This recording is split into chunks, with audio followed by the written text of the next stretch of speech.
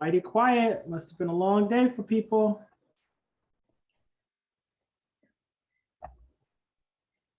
Yes, it has. Hi, this is Ira Charles. I work for the Port Authority of New York, New Jersey at LaGuardia Airport, and I am based in Holliswood, Queens.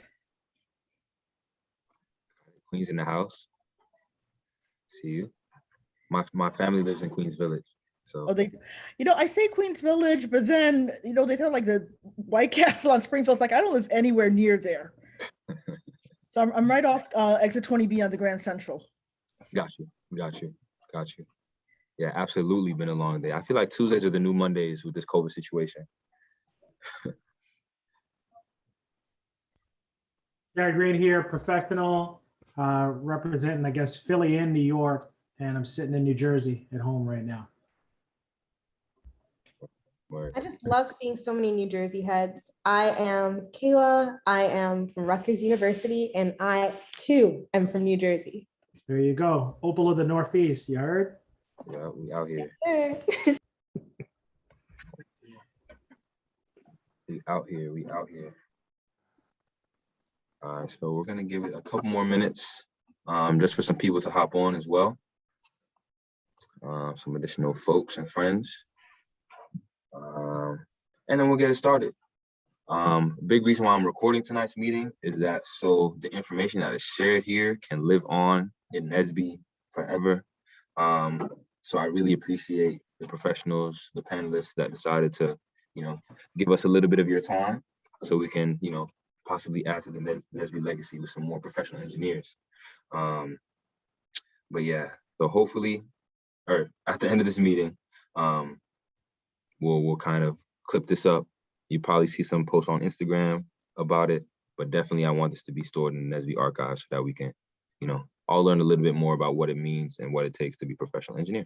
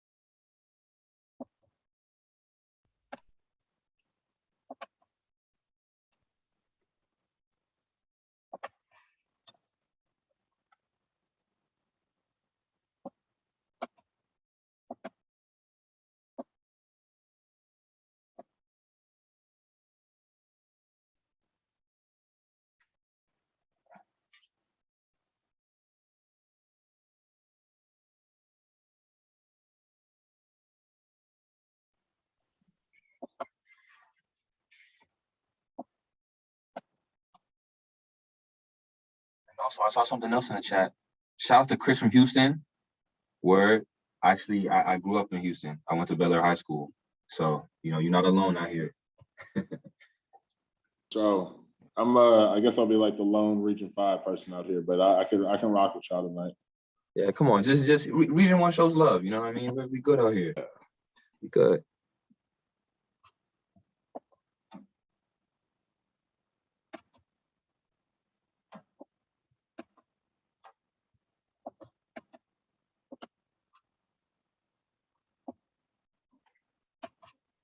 So what we're gonna do is, as people are rolling in, we'll kind of get this thing started and see what we got going on. Actually, y'all, we're gonna start. Let's start promptly at 7:35. How's that sound to everybody?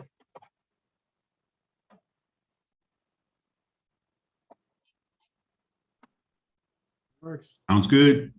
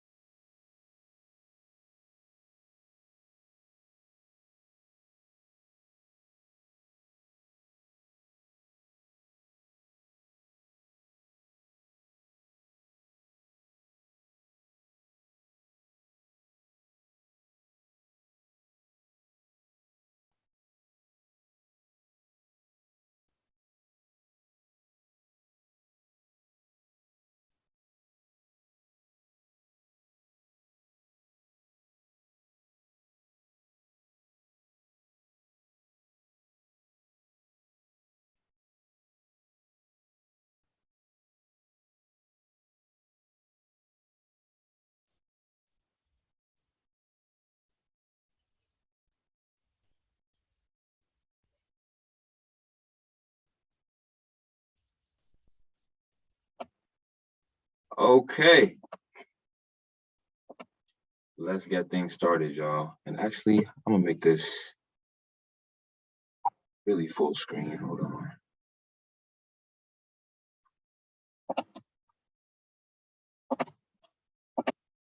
Boom.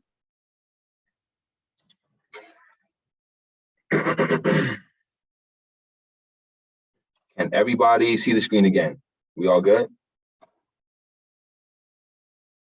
I can see it. Dope. Dope. So welcome everybody. Welcome to the PE and Me panel. This is basically an opportunity for us as the Region 1 of the National Society of Black Engineers to be in the room with other professional engineers, ask questions, hear advice, and listen to y'all stories around the professional engineering licensure and that whole space and time of things. So before we get into questions and all that, I have a little bit of agenda.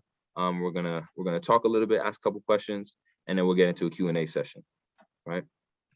So start off, I like to start my NSBE meetings with saying the mission statement, just so we can be grounded in the space that we're in. And so we all have like a designated goal that we're trying to accomplish, right? Then we're gonna get to the introductions of our panelists.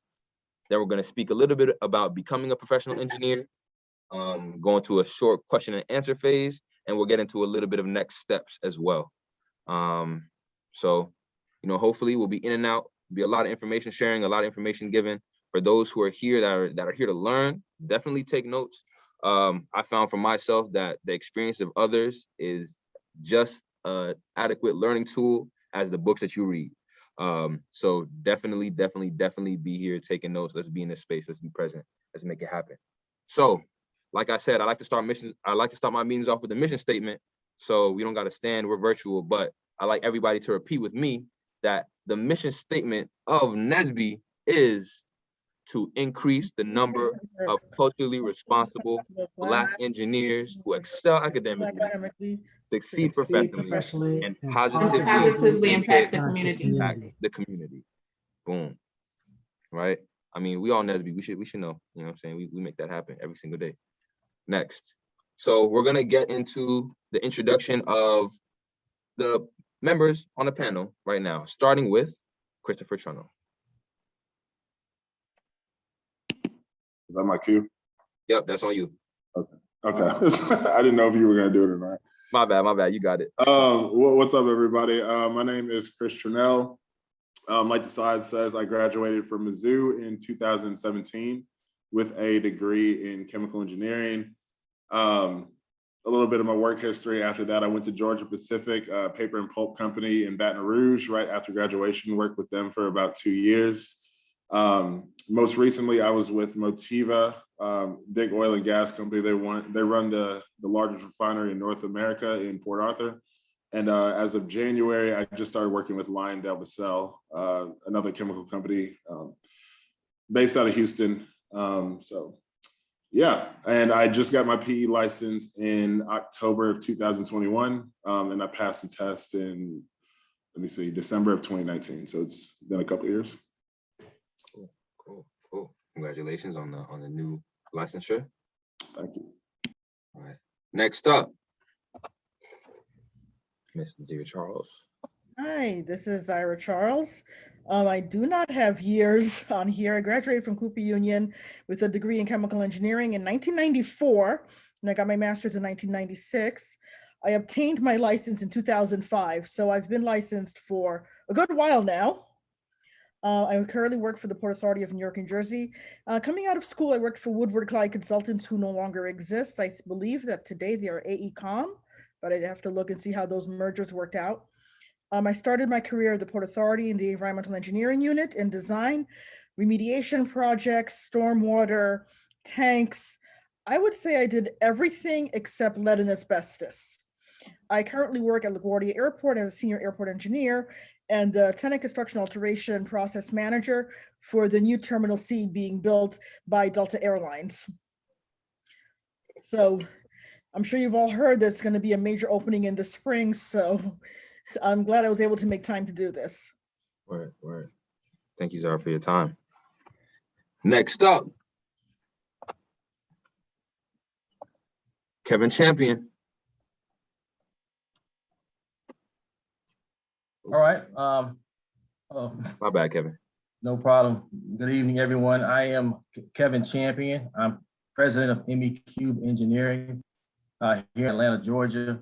I graduated from Morehouse and Georgia Tech in their dual degree program. I have a bachelor's degree in applied physics, an electrical engineering degree from Georgia Tech, and a master's degree in building construction management from Georgia Tech. Got my PE license in 2007. I graduated in 2002. I began my career working for several AE design companies doing building systems, building and facilities, architectural and engineering. Like I said, I started my company in 2006, and my company self-performs mechanical, electrical, plumbing, engineering services for the building facilities industry.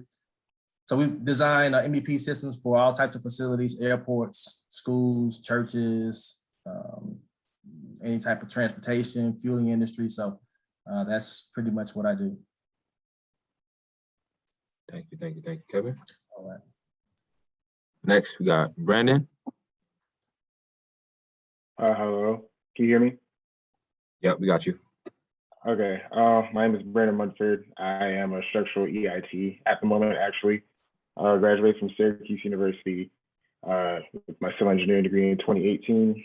I went to UNC Charlotte and graduated from there in May of 2020. Concentrated in structural engineering. I was interning at a startup firm called Westcott Structures while I was getting my master's degree, and I'm currently a structural engineer at HDR, and I'm currently in the process of studying and obtaining my licensure.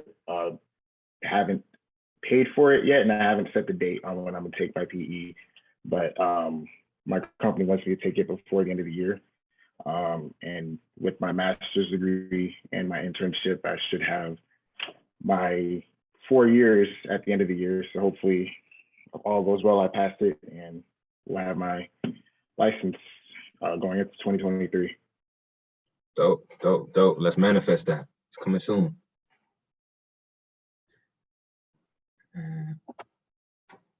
Okay, and next we got Jared Green.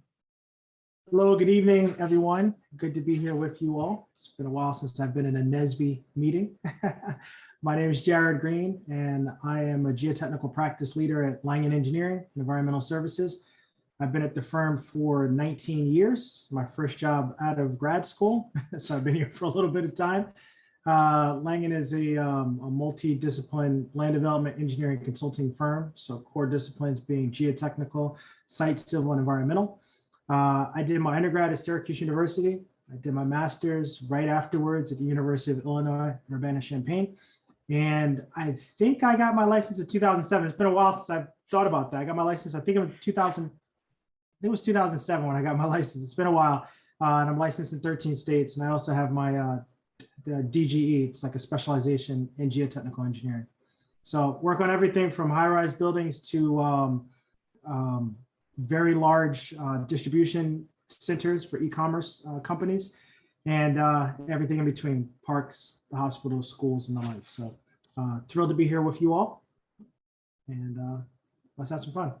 Dope. Appreciate you, Jared. And I think that is all of our panelists. So there's just some preemptive information for those that are on the call just about professional engineering before we get to speak with our panelists. So becoming a PE, for those who don't know, right? And I hope everybody here knows, because y'all wouldn't really know what it's about if you didn't know. But a PE stands for a professional engineer. And I found this excerpt from a website, but it said, a century ago, anyone could work as an engineer without proof of competency. In order to protect public health, safety, and welfare, the first licensure law was enacted in Wyoming in 1907. And now every state requires the practice of engineer to ensure public safety by granting only professional engineers the authority to sign and seal engineering plans and offer their services to the public. Right? I think this is really important because professional engineering means that you're doing things for the public, right? And that's something that really, strikes a chord in my heart. And I hope that, as we learn from the experiences of our panelists, as you all may do your own research independently into understanding what it means to be a professional engineer, you can find more things that really, strike your heart and relate to you. On the right side, we got a couple of steps to licensure. First one is earning a degree from an accredited engineering program, right? Next is passing the fundamental of engineering exam, and then you become an EIT like Brandon was. And then you have to complete 4 years of engineering experience under a professional engineer. After that, you pass the PE exam, and bing, bang, boom, you got a license, right? Is there anything I'm wrong for the PEs? That's pretty much the steps. That's pretty much the steps, but Those what are I the would add, steps. those are the steps, but what I would add to that, you only get like the first couple of years, what we call free. After the first couple of years, you have to maintain a certain number of credits to keep your license up. And in most states, at least one of the training must be in ethics. Okay. Just something to keep in mind, that this is a lifelong thing. As long as you have the license, you have to constantly take classes. Yeah. Cool. Also, Oh, your go ahead, Brandon. master's degree, if you do a master's program, that counts toward your experience. Okay. I didn't know that. Thank you, Brandon. I would also say understand the laws of your state too, because I think there are some states where it's like 5 years. Some states allow you to take the PE right after you take the FE as long as you pass it. Some states don't. Yeah, so I mean, really just understand like the laws of your state, and like it comes to credits, like she was talking about earlier. Each state has like a different allotment of credits that you might need to have, a different renewing schedule, and all that type of stuff. So just understand what your state has in store for you. Got it. Thank you. So now we're gonna get into some questions. So the first question is, and this is a question that I had when I was starting my professional engineering journey, but it was, do you need a PE license to actually get a job as an engineer and to call yourself a real professional engineer? What do y'all think?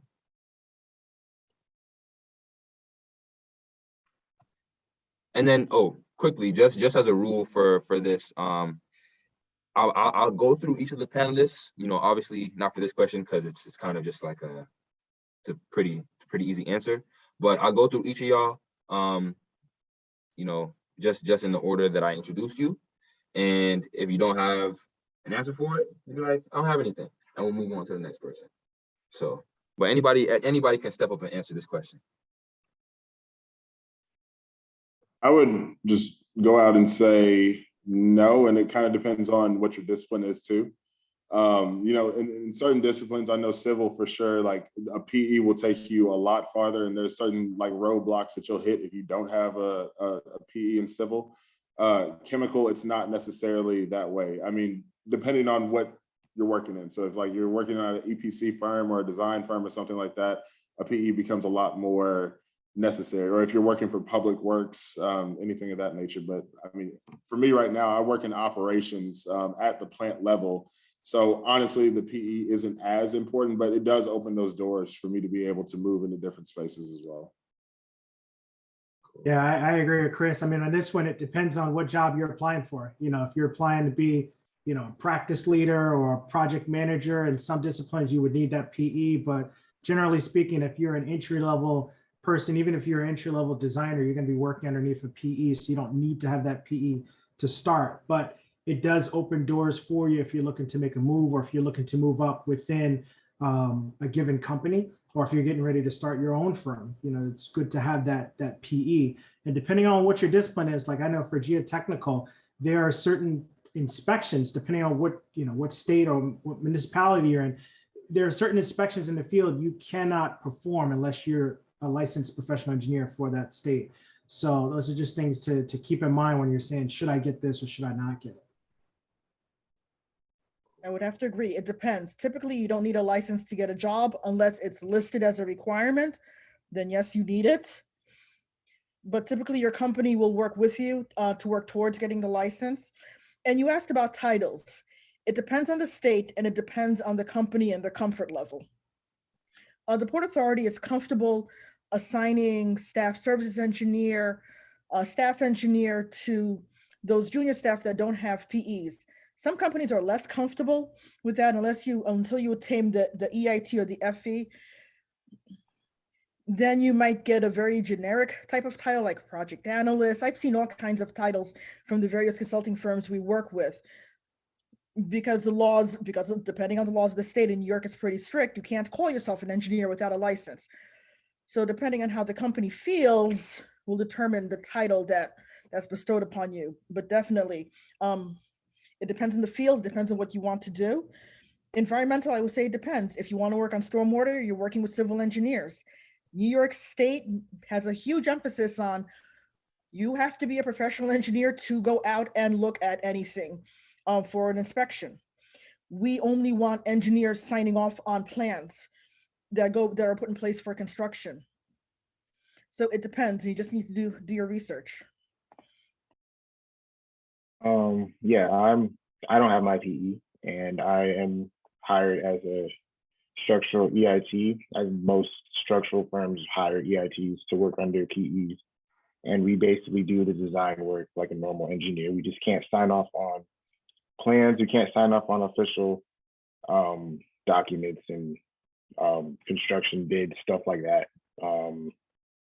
But the way I'm working right now, when I started, I was doing really like small menial tasks, and then my company, this is my second year, is giving me more projects to lead on. I just can't sign off on it. So I'm still working under PEs, and it is their expectation, which I believe most structural firms, once they hire EITs, that within at least 3 years that you get your PE, because it's just not very useful just to have your EIT and not be able to like sign off on stuff. But in structural, like I can still go out and inspect and, you know, do like most of the work. I just can't sign off on anything. So that's kind of really where the PE comes in handy. Yeah, now I would just add to, you kind of say we just can't sign off on it. You know, for me, when I see the word job in this, because I'm a business owner, I can look at it as getting a project, not a job where I'm getting paid for 9 to 5. I can't get a job or a project without a PE license. So, you know, to me, it's not just a sign off thing. It's more you're really taking responsibility and ownership of the safety and the design quality of that project. So, you know, I agree with most of everything the panel said. You know, if you're going to get into certain industry like building facilities design, in which you are signing off on plans or designing construction documents, I wouldn't not consider getting a PE. It's like a hammer to break a glass ceiling. Having that PE, you basically just you have no limits to how far you can go with it, and it's very necessary to have basically control of your own destiny, in my opinion. So, thank you, Kevin. Thank you. Word. I wasn't expecting as complex an answer as that, but I appreciate y'all going into depth. So, boom, with that, I think we're ready to move on to the next question. So for each of the panelists, why did you decide to become a licensed professional engineer?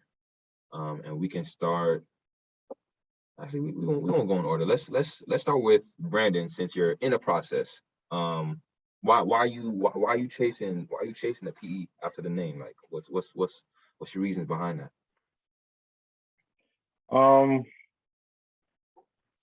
More so, like he said, like just the leadership and autonomy of projects. I'm kind of, as an EIT, it depends on how big the firm you work, whatever. But in my firm right now, I'm kind of getting bounced around to different projects and different like smaller tasks. I don't necessarily have like a project of mine, like most of like the engineers on staff, the senior engineers have. So that's really what I'm gaining, just having unique autonomy over a project, getting assigned projects. That's, and also it's gonna, I don't know, it's just put the elephant in the room, but you get paid more. So that's That's a really, big one. That's really, really important. And there's a lot more opportunities in the types of projects you get. So that's really it for me. Because I do want to go out more into the structural field and do more types of projects and get my foot in the door with different things. So I think becoming a licensed professional engineer will, allow people to, have faith in me and assign me different projects, or at least, help me out with just becoming a more broader structural engineer. Got it. Next, Chris, as from the chemical perspective. Yeah. So I mean, for a couple of reasons, I think one of the big ones is that it's one of the technical boxes that I want to check off. Like, I think there are certain licenses and skill sets within each discipline that hold a little bit more weight. So I mean, like PE, maybe some people like the PMP. I mean, some people want to go back and get an MBA or a master's, whatever it may be. So kind of understanding what type of toolbox and what type of letters that you want to get after your name, because I don't believe that you have to get every single designation, but like, choose the, 2 or 3 that are, really important to your craft, and then kind of go after those heavily. So that's one part. And then random story, but like when I was working for Georgia Pacific, I was like really into marketing. So I wanted to create like a company called like the Marketing Engineers or whatever. I was like, cool, let's do it. Let's form the LLC. And I went to do that. And then the state basically told me, it's like, no, you can't do that. You're not an engineer. I was like, what do you mean? I have, like, regardless, like I have my degree. What are you talking about? Yeah. Even if I didn't, I thought I could do that. But they informed me basically you're not legally an engineer until you have your PE license. And the only reason that it kind of goes back to like that first question, the only reason that we're able to work as engineers without PE licenses is because of like the industrial exemption clause that basically allows companies to hire people who don't have their PEs, and they're basically on the hook for all the safety protocols and all the other stuff. So yeah, I just kind of wanted that legal designation behind my name pretty much. So yeah, those are like the 2 big reasons that I wanted to get it. Cool. Thank you, Chris. Kevin, you spoke a little bit about it, but anything you want to give a little bit more about why personally you decided to become a PE? Yeah, I mean, like probably most of us, we had the Dilbert, like we probably engineers from our core being, but as I matriculated through Georgia Tech, I was trying to figure out exactly what lane, what area of engineering I wanted to get into. I had all types of internships in labs and Motorola and Lucent Technologies. But my senior year at Georgia Tech, I took a class and it was basically building facilities, electrical engineering. And the professor of that class drove from Tennessee. He actually was a tech grad. He drove from Tennessee to teach that class. And he actually had his own engineering company. And so coupled with my engineering, passion, I also, always wanted to be an entrepreneur. And so once I found out that in order for him to have that firm, he had to have a PE license, that set me on a course of saying, hey, I have to have that. I like the drawing, I like the engineering. I found the perfect storm, lightning in the bottle for what I want to do with my engineering degree. But in order to have that firm, I have to be licensed. And so that's pretty much, why I decided to get my PE license. Right. Zaira? Sure. If you look in the Port Authority Engineering Design Division, almost everyone has their license who has been there a certain number of years.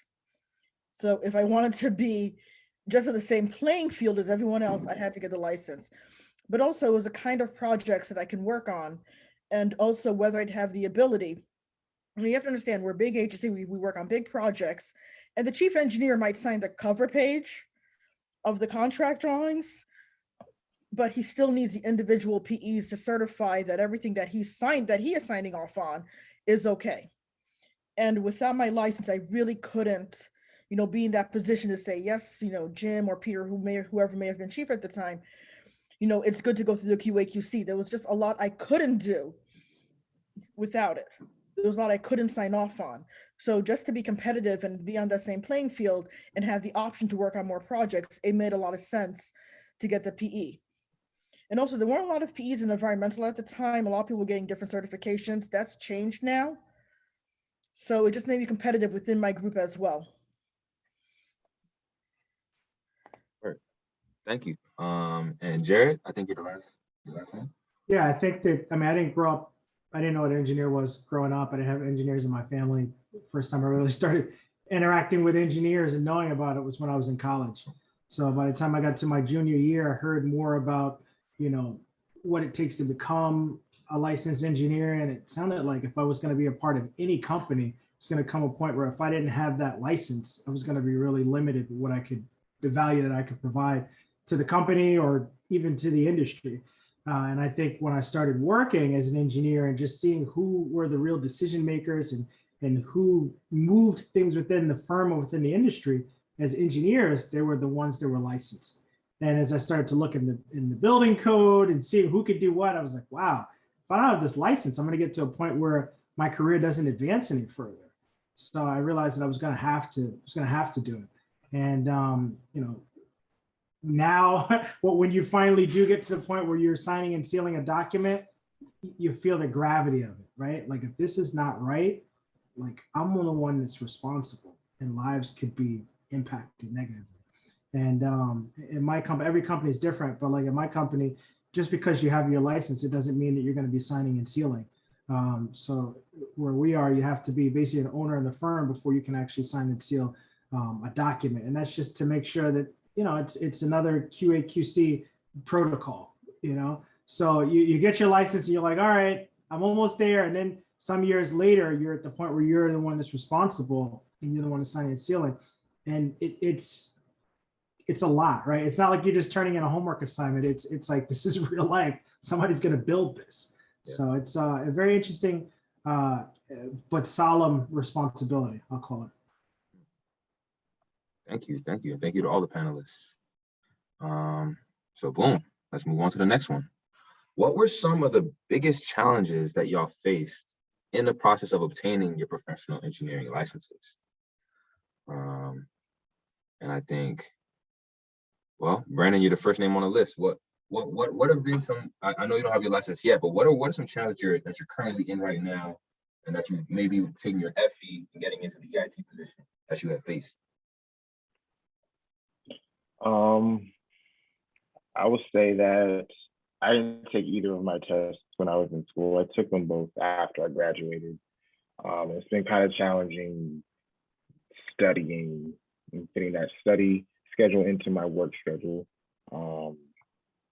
I'm currently doing the school of PE right now, which is intensive, but it's self-paced, but it is kind of hard. I will say that it helps that I'm working and like a lot of the stuff that I'm doing right now correlates with what's going to be on the test.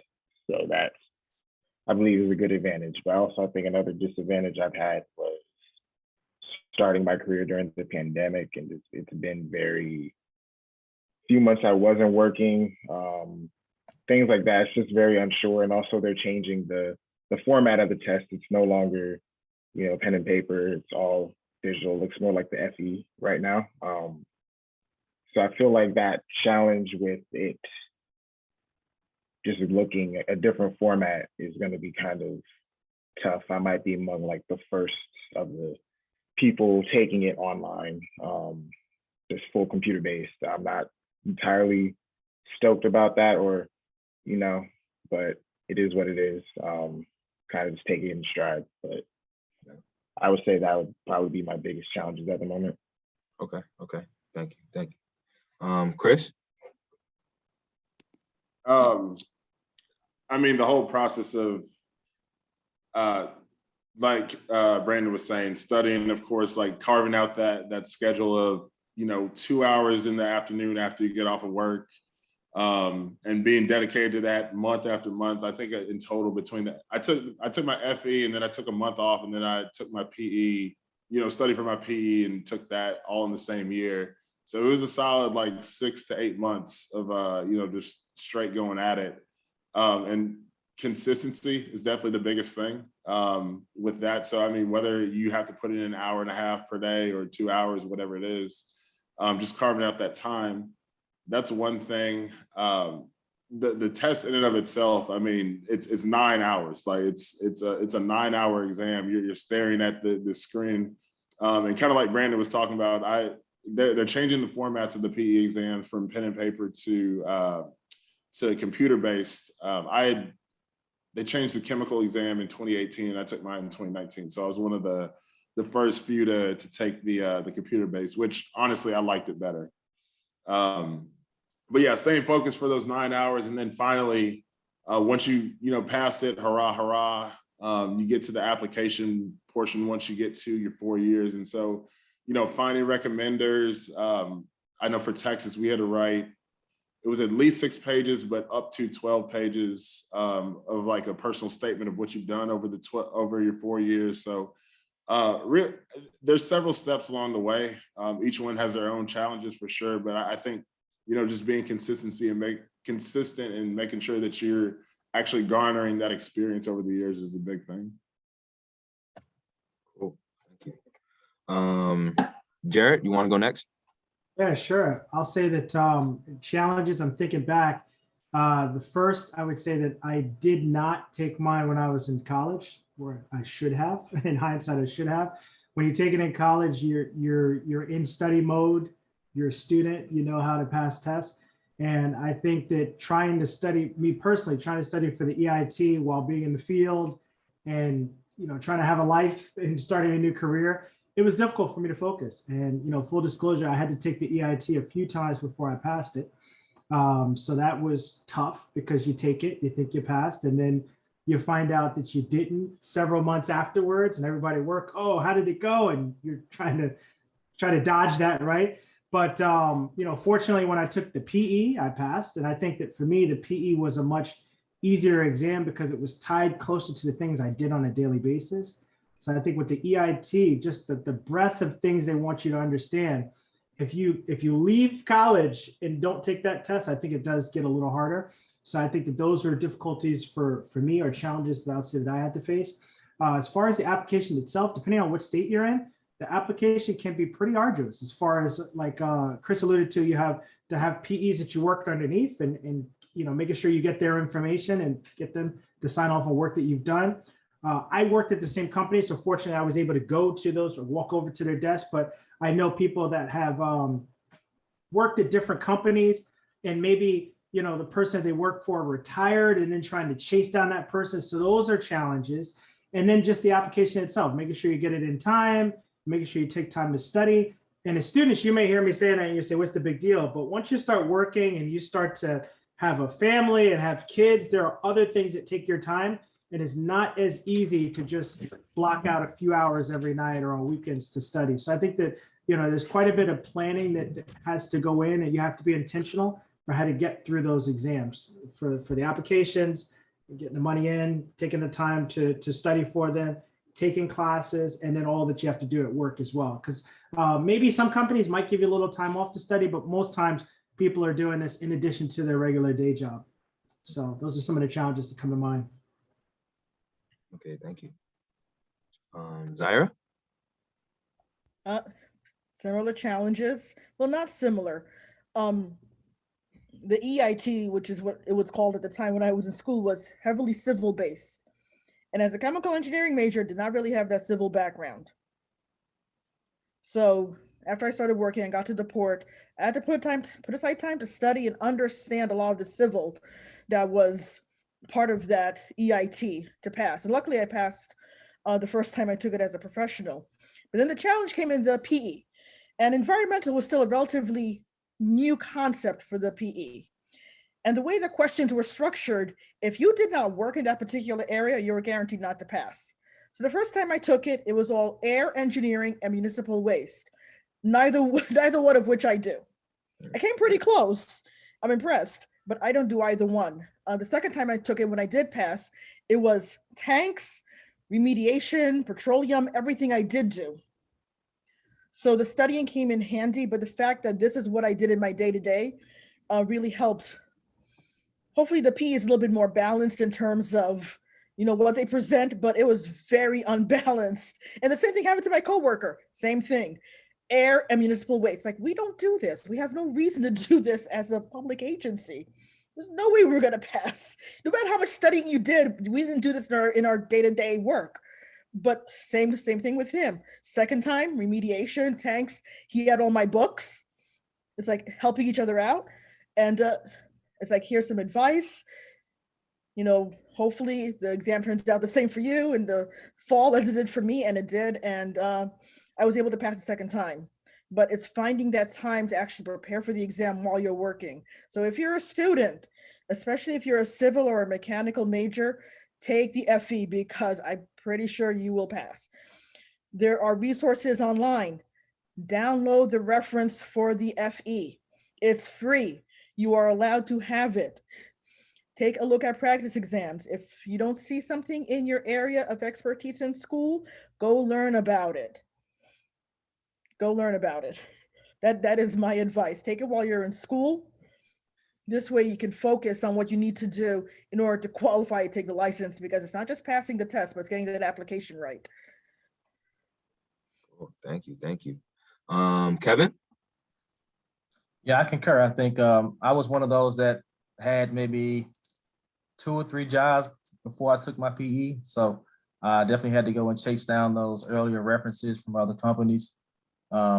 I decided to go to grad school right before taking my PE. So I was studying for grad school and trying to take the PE. So that was a challenge for me, trying to do both. So that's basically, were my 2 major challenges. I did take the FE while I was in college, so that wasn't an issue for me. But I do recommend that as well, taking the FE EIT while you're in college. Cool, thank you. Did I get all the panelists? Have all the panelists spoke? I think so. I'll say one more quick thing on this one. Like, the best resource that I found was Reddit, of all things. Like, like they have so many subreddits of like, oh, our chemical engineering or our PE exam or our professional engineer or whatever. Whatever question that you had, I probably honestly would not have passed unless I was like perusing those boards to kind of see what people before me had done and like kind of understanding different study material, modes of studying, kind of things to look out for, things to dodge, and things of that nature. And I mean, after the dust was settled and I passed mine, I definitely made sure to go back and make a post with my perspective too, just kind of get back to the community for sure. But that was definitely one of the best resources that I found while in the process of studying for mine. Chris, that's a really good point. There was no such thing as Reddit when I was getting ready for the exam. Yeah. So I was lucky, like Jared, my boss who I worked under, who had a PE, signed off on my application. At the time, you only needed 1 recommender for New York State, which was good. But there was no such thing. You had to track people down. You had to call your friends. It was a process to get information. Now you have boards and forums, and the forums weren't very useful when I took the exam because forums were a new idea. But that is definitely a good point. Yeah, It's a Chris. much improved tool from over 10 years ago. Thank you, Chris. Thank you. Another tool for getting recommenders, magical place called LinkedIn. There you go. Yeah, so like Magic. so I technically did not work under any PEs. I mean, for chemical, most chemicals do not have their PE license. I think based on what AICHE said, it's only about like 25%. And most of those work in like design firms. And like I said, I worked in operations for most of my time, all of my time actually. So when it came time, I found some people online who, some of them were alumni and some that I had to, just kind of introduce myself, get them familiar with me, send them like I said, I had to write up this whole essay pretty much of what I've done, like really got them comfortable because like, again, they're signing this, they're putting their name on the line, saying that I'm valid or whatever. So, reaching out to people, introducing yourself, explaining why you want to talk to them, getting on the phone and stuff like that. But I mean, it kind of makes that process a little bit easier. And again, it kind of depends on what your state allows. I know Texas, their law is that you don't have to necessarily work directly under a PE. It can just be a PE who is able to vouch for you after he's, looked over your material and all that type of stuff. But again, that's only Texas. I don't know what other states allow. Cool. Thank y'all. So we have one last question out of like the set questions that I created, and then we'll get into the question and answer portion. But the last question is, well, we spoke about this a little bit, but if anybody has any additional comments, what are some additional benefits to become a licensed professional engineer? I'll go ahead. It makes you very conscious of what you will say yes to. So in my current position, where I have to look over applications submitted by Delta Airlines, and I also manage the FAA, and I was shocked actually when I realized my counterparts at other facilities were quick, fast, in a hurry to look at something and say, yeah, it looks okay. I won't do that. I don't know much about egress. Egress is very important. Building code is important. I will talk about stormwater and where I may see things lacking. I will talk about tanks and where I think I see mistakes. I will not comment on, I will not take a look at a drawing and try to make a call on egress. I will call on an architect to say, does this look okay? If there's a question about loading on a roof, so every time you put something on a roof, it's like, you're adding something to the roof that has weight. I think this might be an issue. I'm going to call on a structural engineer. Can you take a look at this? Do you need to look at this in the review process? People who don't have a PE don't think about this. They're like, oh, the stuff going on the roof, I'm going to look at the calculations and make the determinations. Like, whoa, slow your roll. How are you qualified to talk about? How are you qualified to look at this? Well, we had a short seminar. Yeah, and it was just that, a short seminar. We have structural engineers with 20 years experience who've seen things go very badly. So it makes you stop and think before you say yes or no. It's like, if I don't know, I call on the person who does know and give me the answer. I was just like shocked when I got into this position that people are just like, yeah, and I sent it in, I looked at it and it looked okay. I will not do that because I will not put my license in jeopardy.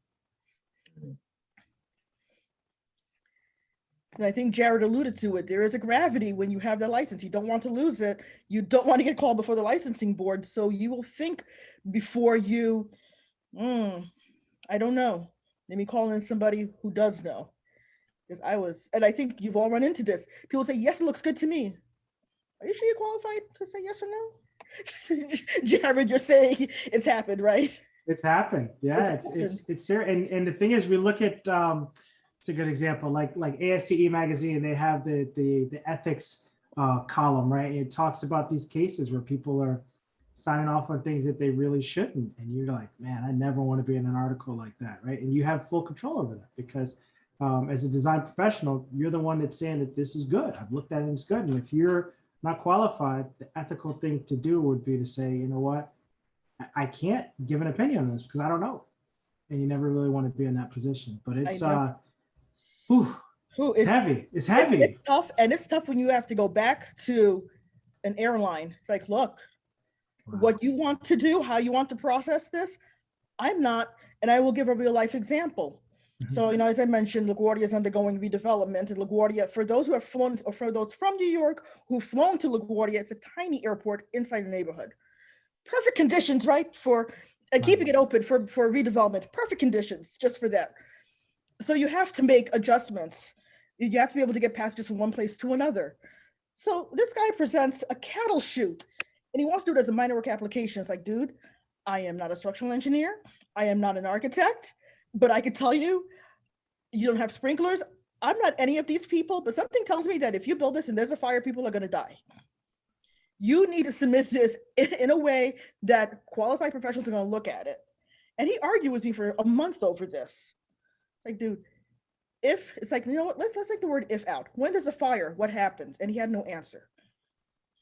I stopped using if and I use when I get challenged. And saying when as opposed to if makes a big difference. It's like, I understand that you may not like what comes back, but I have an obligation to the agency to keep the public safe. And you have an obligation as someone consulting the Delta Airlines do the same thing. So I don't know why we're fighting. But other people have said, well, they pressured me and, I just let it go this way. It's like, yeah. And then it could always come. I always think it's like, could this come back to me? And they could say, well, you should have known better. It makes you stop and think. That's powerful. Heavy. Anybody else on the panel have some additional insights and additional benefits?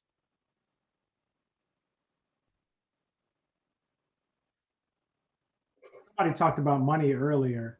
I'm pretty sure PEs versus non-PEs. I'm sure there's a delta in how much you make. So that's a plus. But you don't do this for money, right? You want money, get an MBA, right?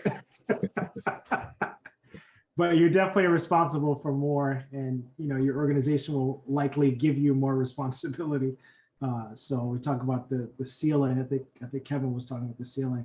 It does kind of help you to break that glass ceiling if there's one, right? Because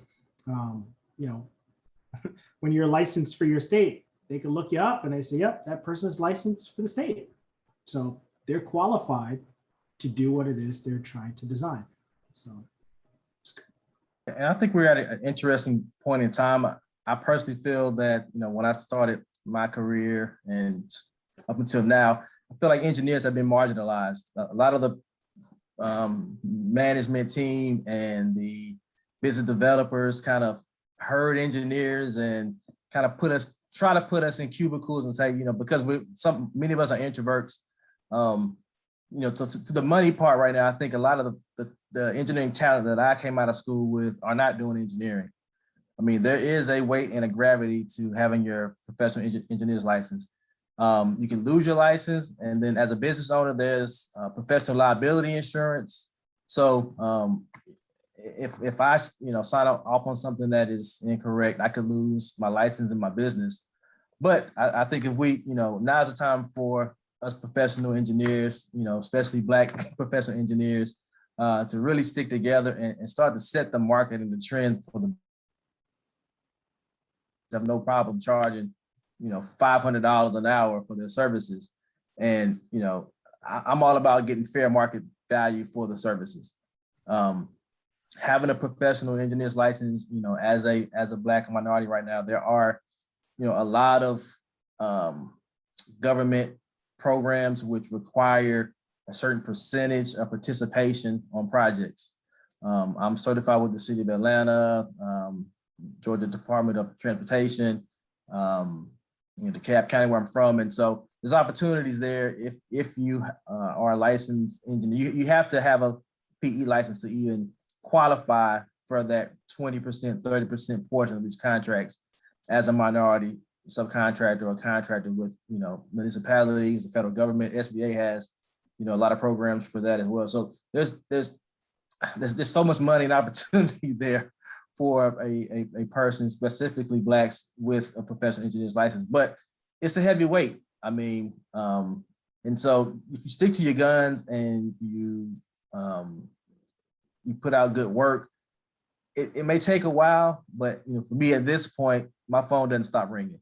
I mean, I have to turn down work. I'm looking for Black engineers to partner with who actually take pride in engineering and actually know exactly what they're doing, not just have the license, but also can practice and produce quality work. So there's endless amounts of benefits to having a PE license, as long as you take those things into consideration. Right. And because I do work for a public agency and we love to advertise this, there's a move. So MBE, so at one time MBE meant 20% in construction, which is great if you're a tradesperson.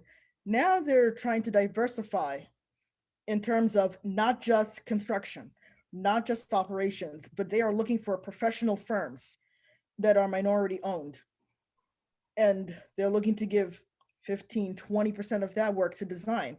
And that always comes up as a question. Well, who is certified under the Port Authority program to do this? So Kevin, I believe you when you say you have to turn down work.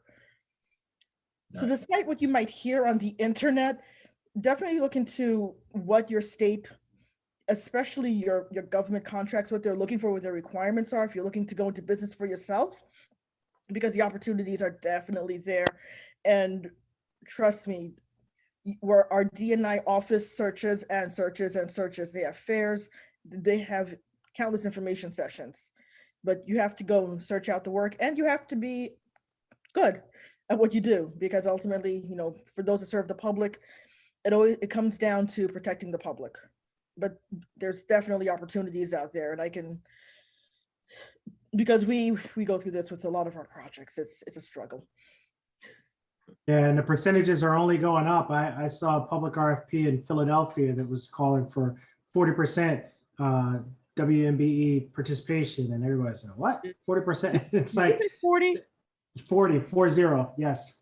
we're at 30. Wow. Wow. We're at And you're- 30. And it was probably a struggle to get to that 30, right? Oh, no. Yeah. It was, yeah, getting to, okay. So which struggle? Mandating 30 or getting to the 30? I think getting it. Mandating, you put it in the document, but getting it, right? Yeah, both too. Right.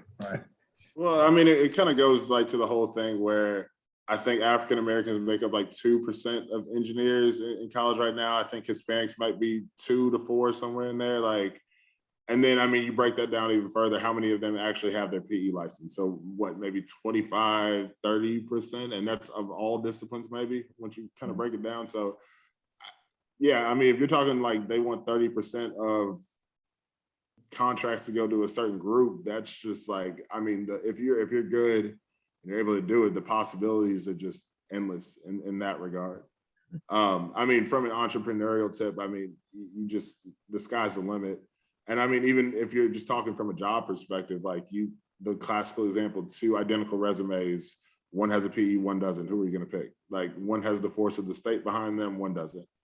I mean, realistically, in order to be an entrepreneur in like the engineering space and to utilize the skill sets that you've learned in college, you essentially have to have your PE. Not that you can't be an engineer and, you know, be an entrepreneur in other fields, but I mean, in order to actually practice what you've learned over those 4 or 6, I mean, some people go PhDs and do all that other stuff, all those years, you really do need to have your PE. So.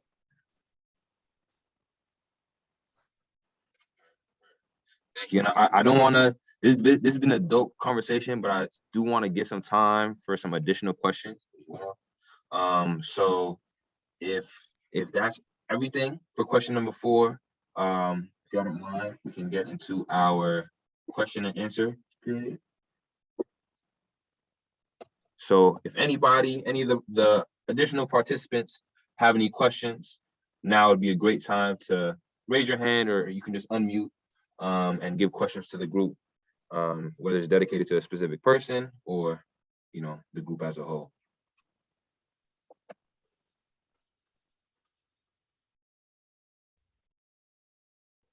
I don't know if you noticed, but there's a question in the chat. Yeah, so our question in the chat says, what happens when there's a mistake made under a PE supervision?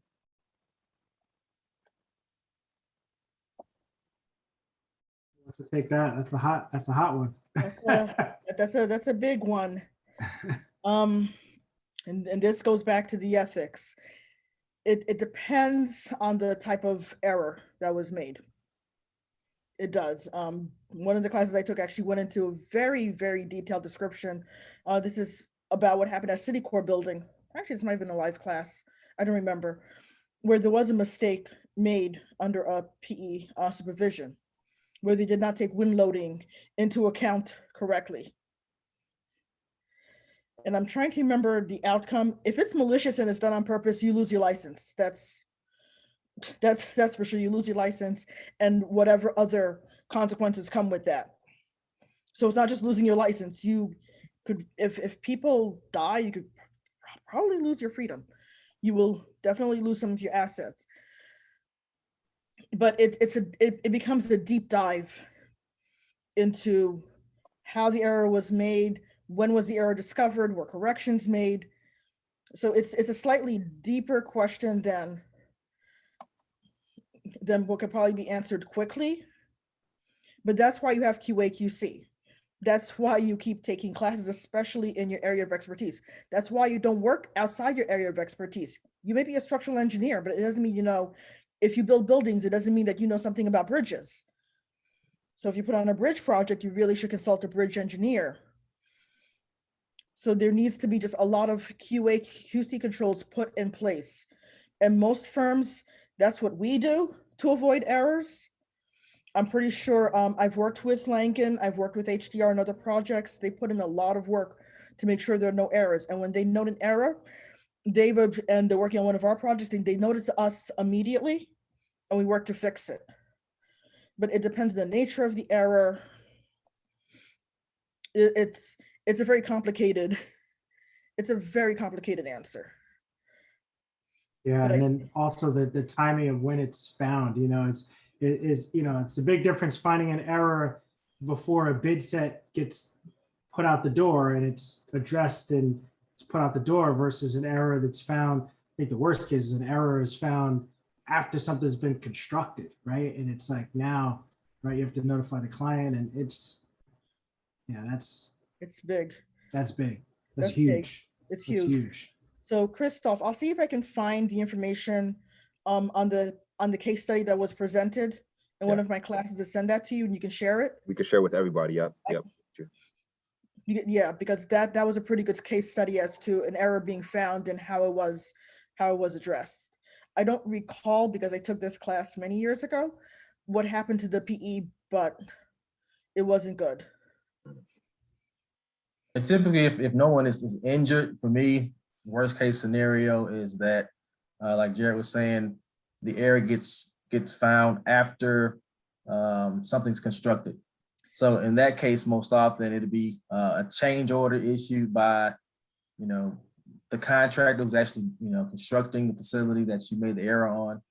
And so, depending on how bad the change order is, my professional liability insurance may be brought in to actually pay for that error. So that it's going to be, more of a money thing, a time situation for the owner to correct that error. And a contractor will send in a change order. And then depending on how massive the error is, either, the owner be mad at you because they're going to have to pay more money to fix it, or you're going to have to come out your pocket to pay for that. I'm going to knock on wood because I haven't had that happen to me yet, but I have had a subcontractor who was doing a plumbing design for me. He actually had to pay for replacing instantaneous heaters on a project because he put them in twice, and there was something particular about the heater that he just didn't understand. It was a manufacturer situation, but he actually, paid for that with using his insurance. Best to be found before bid. Not ideal during construction. Worst case scenario, it's been built and it's occupied. Ooh, It's yeah. been built and it's been, that's the worst time I find an error. Yeah. If you have to displace tenants or residents to retrofit something to address a condition that wasn't accounted for, absolute worst case. Absolute worst case. All right, so boom. To move on to the next question, from Angelina, how do you think NSBE can help get more professional engineers, licensed professional engineers? So, Christopher, I think I'll try and take a stab at that one. My personal opinion, which I've tried to advocate, is get more people taking and passing the fundamentals of engineering exam, probably in the summer between their junior and senior year, especially if they're in civil or mechanical engineering. I shared a post with you as well. If you can certainly send that out to everyone. It just kind of goes through the litany of why, and some resources. Several of them are free, and the worst one's like $50 that can help them to do that. But the main thing about it is, as a junior, particularly mechanical or civil, most of the things that you need to pass the fundamentals exam are in your core curriculum, probably with the exception of engineering economics. but you can pick up as an elective. You're in study mode. And I'll tell you right now, I'm not a PE.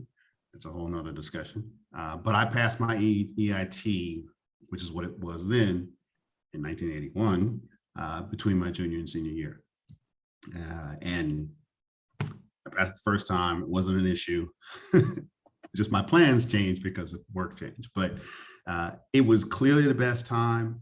And I still remember sitting in the room, looking around, not a lot of people look like us. So I don't think they get the word. I don't think they understand the value. I think some of you clearly do. And I think as much as we can get that word out, because if you get the fundamentals of engineering exam behind you before you graduate, it gives you a lot more freedom and leeway. And on that exam day, you just need to deal with the second half. You don't need to take the whole thing. It's a world of difference, my opinion. I would say too, like, I think there's like this trepidation, like if you pass college, you can pass both the FE and the PE exam. Like there's no doubt in my mind. It's not any super complex material. They just want to know that you know what you're talking about pretty much. So there's that aspect that, I mean, people kind of get a misunderstanding there. I mean, it's a lot of information for sure. Like I said, it's a 9-hour exam, but it's nothing that you can't pass if you haven't already, if you've already graduated college, which is one of the prerequisites, you can do it. Another thing that I'm sure probably deters some people is the price tag. Like, I think the PE might be $400 or, plus all the study materials, plus all this other stuff. I mean, if you're an engineer, you're making pretty decent money, probably. That's a small sacrifice to pay for long term. I mean, in my instance, I ended up having my company pay for it too. So I mean, just like kind of look into the other resources that are available to you. So yeah, I definitely agree. I would definitely encourage more people, and I mean, having events like this too. This is dope. Just having that conversation is very good. So Right. That was- What I would add to that, I'm sorry. We have to just dispel this notion, and it's been said, well, a PE is just, you just happen to pass an exam in environmental engineering. No, I did not just pass. It's like, if you're a poor test taker, say that. Say that you're afraid. Say that you're worried. Don't say you just passed an exam. No, it's not, because it's not a one-time thing. If I do not take continuing education units, I lose my license. Simple as that. If I don't keep practicing, I don't hone my skills. And that's the whole reason for continuing education. So we have to dispel of the notion that, well, it's just a 9-hour exam and then that's it, you get this fancy title. No, it's not it comes with a lot of other things behind it. If it's the test taking that you're worried about, say that. If you've heard that from other people, I would discount that if they won't listen to you and get into, first of all, being in engineering, having a PE was like everybody has a PE in the engineering department at Port Authority. All the project managers have PEs. You're not special. I get to LaGuardia, where it's aviation, right? They have Black women in leadership positions. So I'm not a unicorn because I'm working on Delta. I'm a unicorn because I'm an engineer and a woman with a PE. Like, you're an engineer with a license? We've never met one of. It was astounding when I got to the airport, the reaction to me. I had never experienced anything like that. So there's a respect that comes with having those letters behind your name. Thanks, Zara. That's great. So that's everything for that question. We got a couple more. So the next question from Zachary is, what is the most important subject you recommend focusing on in each of your respective fields? So I know we got a couple civil, we got environmental, chemical. What are some specific subjects you could recommend focusing on? I guess he's kind of, I think I saw a follow-up question too that said like in school, but it's kind of like what I said earlier. One of the qualifications is that you have to get through an ABET accredited institution with an engineering degree. Like, if you've done that, and I mean that's held to a certain standard. Like, not every college gets ABET. So if you've done that, you've gotten all the prerequisites that you need to at least pass the FE and PE. And like Cesaria said, like it's continuing education as well. After you've done that, you're going to different trainings, getting more and more specialized, getting more and more information over time. So I wouldn't focus too much on, finding the exact right course. Like, make sure that you understand the core material, and then like, for your electives or whatever, just do what interests you and do what you might want to specialize in. I just speak for civil. I know civil PE is split up between like your breadth and depth. Breadth is like all of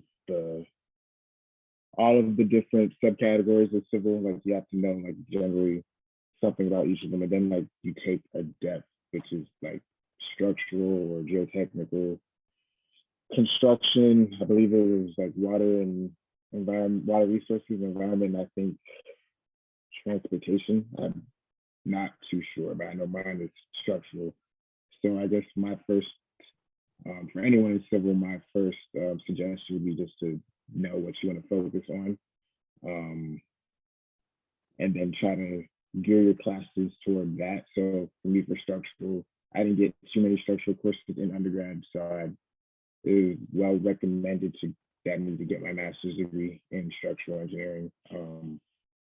And when I went to get my master's degree, like I learned more about like materials and structural engineering, like wood, steel, stuff like that I didn't get in undergrad.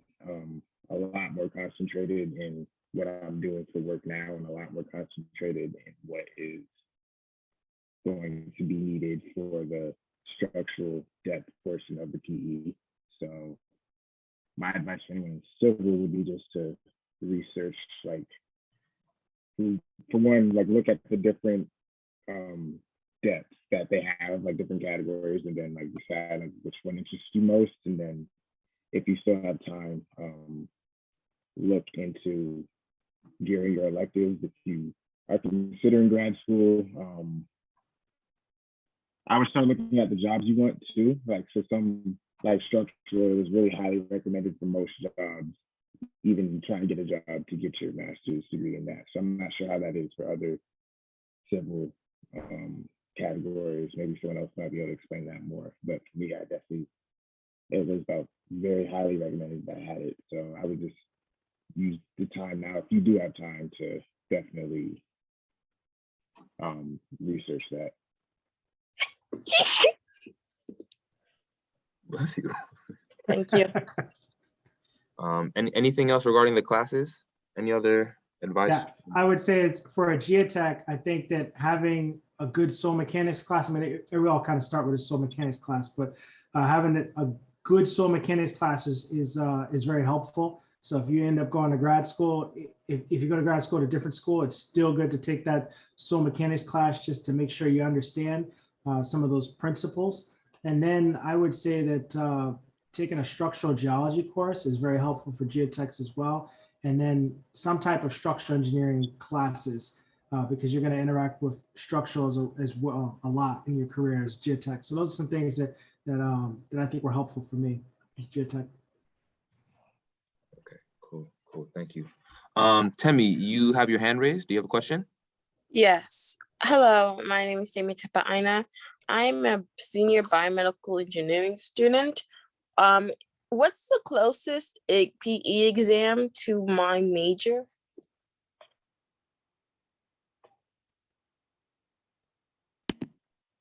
I think That's on the, another question. I was gonna say on the NCEES, that's like the testing site. They're the ones who administer the test. They have a list of all the exams that they administer throughout the year, and just kind of the different specialties. I know they've added some more over the years. I guess it kind of depends if that's what you want to do. I know biomedical is a little bit more specialized. Yeah, it doesn't really have a PE exam, and very few actually take it. But I'm unsure if if I did take the closest exam to my major, how would I fill in those gaps? I think it ties back to what is it you want to do? You know, it's possible that, you know, and I say that because the folks that I know that went into biomedical engineering, one ended up going to medical school. He's now a pediatric neurosurgeon, so he doesn't need a license. He doesn't need a PE license. He's got an MD, medical, he's got a medical license. And then somebody else, I'm thinking, I think they ended up switching into mechanical. And then they design prosthetics now. And I think that they ended up getting a mechanical engineering license. So I think that with a biomedical engineer, I think it would be best to talk to people that are in kind of like the further version of where it is that you want to be and see what they had to do. Most people, the other people I talk to are either people who are in the industry or have their PhDs. I've never met a biomedical engineer with a PE. So I'll put it like this, and I want to take what I'm about to say with a grain of salt. I don't know that every discipline needs a PE necessarily. It's kind of like what Jared was saying, like you have to know what it is, like the outcome is that you want. Because and like you were saying, most bios, they do go on to get advanced degrees. That's what I've seen. And I think part of the reason for that is it's so specialized and there's not just like a generic industry that, you know, bios go into necessarily. You know, most of it being pharma or biotech, which, I mean, pharma is pretty big, but biotech is very much so emerging. Yeah, I guess I'm trying to word this correctly without telling people like you don't necessarily need it, because that's not what I'm trying to say. That's if you get the gist of what I'm saying. Yeah, and also tell me, when we get to the last slide of the presentation, it's going to link you directly to, there's going to be something you can scan that will link you directly to the NCEES website. And you can literally search out of their list of disciplines, which one most applies to your major for right now. And then, you know, when you potentially have those conversations with people that are doing what you want to do, you can revisit that list and see how it kind of falls into place as well. Okay. Yeah. Thank you. Okay. So next question in the chat from Chad. With in-person meeting restrictions due to COVID, do you still find plenty of opportunities to earn continuing education credits? I'll take this one. Even before COVID, online, you can take online credits. A certain number have to be live, but a vendor like the Port Authority uses the Red Vector as our vendor. And we were using this way before COVID because when we moved from Newark, New Jersey in the Gateway building to 4 World Trade, we lost conference room space and we couldn't do lunch and learn. So we had to come up with a solution. And this was 2016. And so online learning has been an acceptable option for many years. So Red Vector, if you're a member of the American Society of Civil Engineers, you get 10 free learning units with your membership every year. So take advantage of that. Sign up for that. It was very helpful to me. But there's a number of vendors. Keep an eye out for the professional societies that offer online learning. Online learning has been acceptable for even before COVID because people just don't have time to leave their office, drive somewhere, sit for an hour, network, drive back. It could be a whole day to get a learning unit. So even before COVID, it was not an issue to get your learning credits. Just be aware of how many of them have to be live. And when you sign up for those live webinars, make sure you attend and you're accounted for in the attendance. Cool. Thank you. Anybody else want to hop in and add in? I think she pretty much covered it. All right, so on to the next question. And these are the last two, y'all. So we're about to get out of here. From Levant, what are some of the pitfalls in the field of electrical engineering when dealing with professional engineer licensure? Do you have any electricals?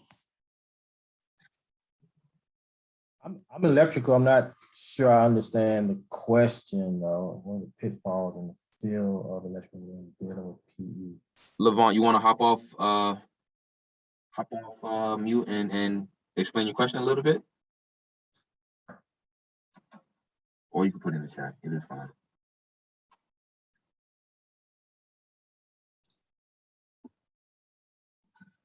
While Levon is working on reshaping that question, we'll go on to the next one. Oh, like- got back to liability. Yeah, like liability. Liability wise, I mean, you know, like I said, I'm in the buildings and facilities design. So with electrical, you're always concerned with undersizing wire. That's going to be, you know, pretty much a source of causing fires. So, you know, whenever I'm designing a building, I definitely want to make sure that I am providing enough power, you know, to the facility. Having to change out the main power service to a building if it's undersized would be a really bad thing after it's constructed. And you really want to make sure that, you know, really your wire is protected. Everything, majority of electrical engineering is about protecting wire and not allowing it to burn up. So you have circuit breakers, you size the wire large enough, you have insulation on your wire, you have disconnects to protect your wire. So I think that's pretty much one of the major pitfalls of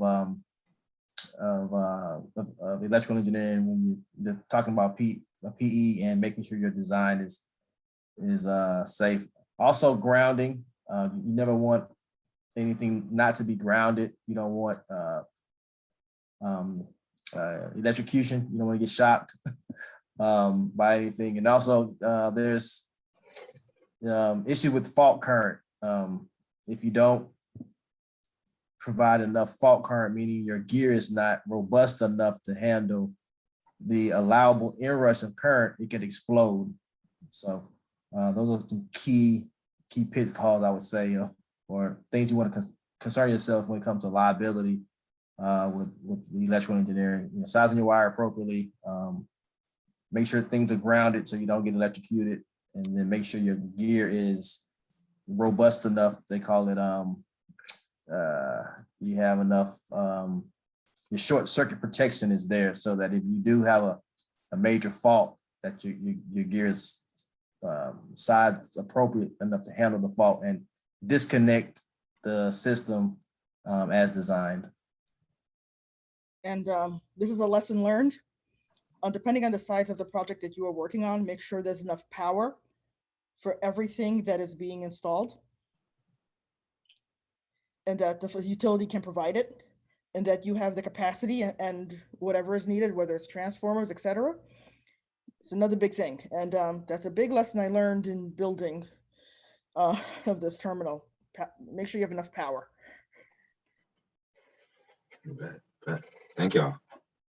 Okay, so we've come to the end. We're at the last question in the Q&A. And this question is from Anella.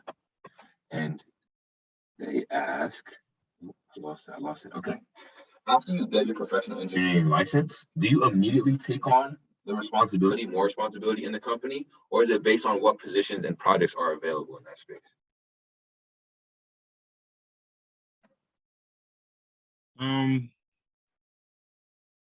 I can speak because there's a lot of us young EITs at HCR who are getting their PE licenses, and I don't think it's an immediate, like, you have to sign and seal different documents, but they will start giving you slowly, at least how it works for us. They start giving you slowly more responsibilities on the project, whether you're doing the bulk of the work yourself, or you have to sit in on more meetings, dealing with clients directly, things of that nature. Even not having my PE, I've noticed since I started working in July of 2020 versus now that I've gotten progressively had more responsibility.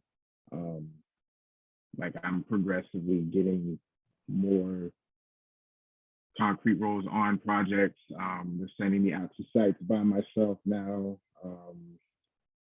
They have me talking directly to clients and sitting in on client meetings and stuff of that nature. So I was not an immediate take on responsibility, especially if you are growing within a company. Because even after you get your PE, there's still a lot you don't know.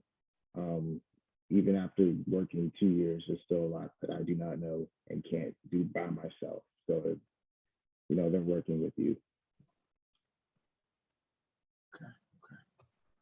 I would say it's individualized. I had a engineer work with me who got his PE, and I was still, you know, checking off on his drawings, and he didn't want to sign off on anything until he had a lot less markups from me. But I was pretty much gung ho and was excited, and the company I was with, you know, pretty much needed somebody who was ready and willing to stamp drawings. So, you know, I was maybe a risk taker. I really, you know, studied hard and tried to learn and you know, understand what I was signing. So I was able to sign off on drawings pretty soon after I got my PE. So I think it's all individualized, your comfort level, and you know who you're working for and what position you're in. I don't think there's one set answer to that question. I mean, to that question. Cool. Anybody else want to chip in and add a little to that answer? Cool. Perfect. So I appreciate y'all. We've reached the end of our Q&As. Thank the panelists. You know, if you need some water, get some water. I know we've been talking a lot. But for everybody else in the group, got a few next steps and also some, you know, it's a NSBE meeting, got to give y'all some NSBE business. So, wait, hold on. Boom. Couple of next steps, y'all. So I want to first of all thank everybody for attending the panel.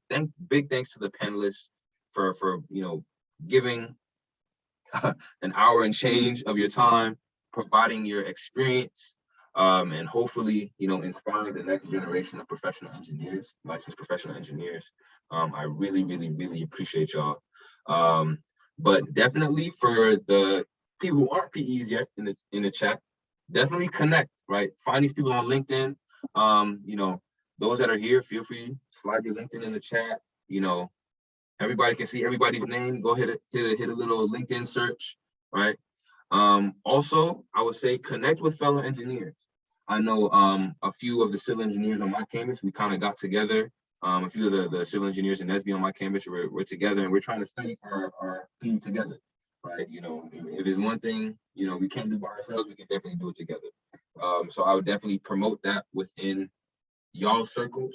If there are any civil engineers in the spot that wants to hop in my study session, definitely, you know, the more the merrier. We can help hold each other accountable,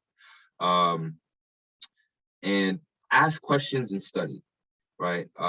Definitely, you know, from the responses here and from what I've learned from my outside research, you definitely want to be asking those questions that might not specifically apply to the content that you're learning, but like the reasons behind you would want to become a professional engineer, right? And then study, of course, always. I think it's been said enough on this meeting, but you know, it's a 9-hour test. Study. We can make it happen, right? So the link at the bottom is a start for everybody who wants to get started. Tell me if you're still in the call. If you scan that link or scan the QR code, it'll take you to the NCES website, so you can go and look on those disciplines to see whether there's one that fits you. Also, really to everybody, all the general members, we got some scholarships, Region 1 scholarships. They actually closed this Sunday, so definitely take a chance at those. A lot of them are under 200-word answers. And if there are any questions about GPA verification, just let me know, but still submit your application. That's a big one. We also have our spring business meeting coming up this Saturday as well. The theme for our spring business meeting is your roots, and we're going to really be revisiting that, learning a little bit about Black history, but also doing what we do as NSBE engineers and giving us information as well. Also, I'd like to promote the Shadow Initiative and also applying to the Regional Executive Board. The Shadow Initiative and the RB application work hand in hand. The Shadow Initiative is the mentorship program that develops young leaders to become successful Regional Executive Board members. And the application is what you do to submit your application to be a part of the REB. So I definitely would like to promote all these opportunities to the general membership that is here on the call. Got a couple things in the chat. Yo, make sure y'all are connecting with these people, right? These PEs, they didn't just come here to sit, I hope, and speak, but they also would like to help us get more PEs out here. And I hope from the end of this call, we understand a little bit more of the importance of us, you know, kind of taking that extra step and taking that role. And yeah, with all of that, I close this PE and me panel. If there are any last questions, feel free to unmute, say them in the chat. But with this, you know, everybody's free to go. PEs, again, I appreciate y'all's time. I know it's been a long day. Tuesdays are long, but I appreciate it nonetheless.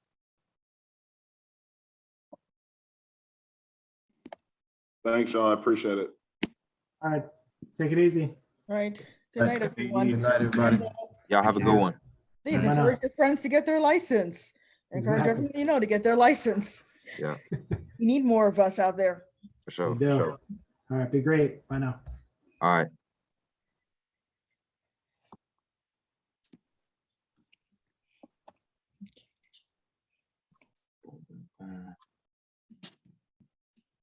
Appreciate you, Chris. Yep.